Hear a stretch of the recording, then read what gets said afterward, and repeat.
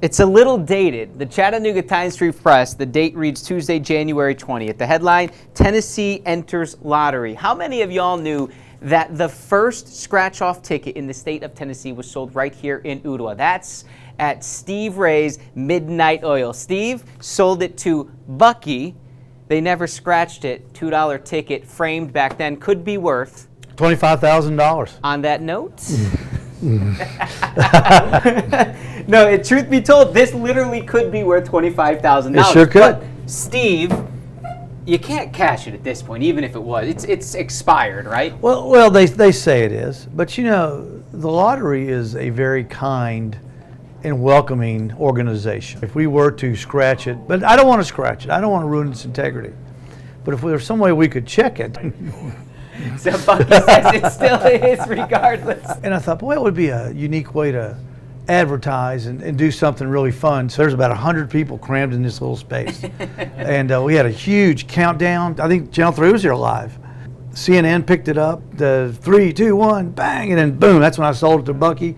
So we sold it at about midnight in 1 second. 1 second after midnight. And Jim Hill, Lottery Board, was here. This is authorization. There you go. The first lottery ticket sold in Tennessee was sold at Steve Ray's neighborhood Chevron at the time, right? Yeah. On January 20, 2004, 12:01 a.m. Eastern Standard Time, signed by the lottery commissioner, Jim Hill. How did Bucky get to be the first guy?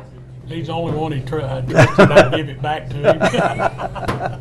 About everything we've ever done, he's been involved in that. That's cool. See, you get to hang out with Lori Mitchell. I get to hang out with Bucky.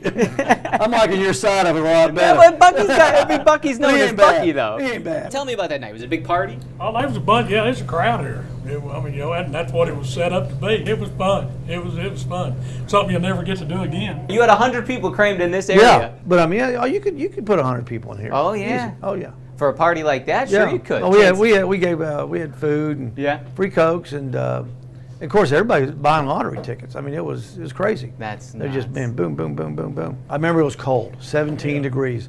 Very cold. The fountain was frozen. I've got a fountain out here, and it was frozen solid. That didn't dampen the spirits. No. People braved the cold, and they got out here just to be part of this. It's true Tennessee state history. It is history. It's very historic. And how many times do you get to be on the front page above the fold in your life? All three of my children benefited from the lottery. What it does, yeah. They benefited. They went to college with the lottery money.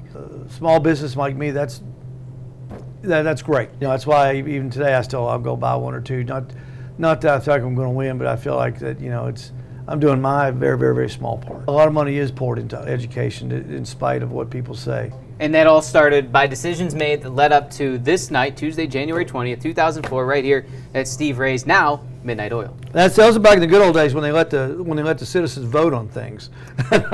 There we go. When there's a vote that needs to be had, you bring it over to Steve Ray's, they'll make a decision here. Exactly all right. the problems are solved. Exactly right.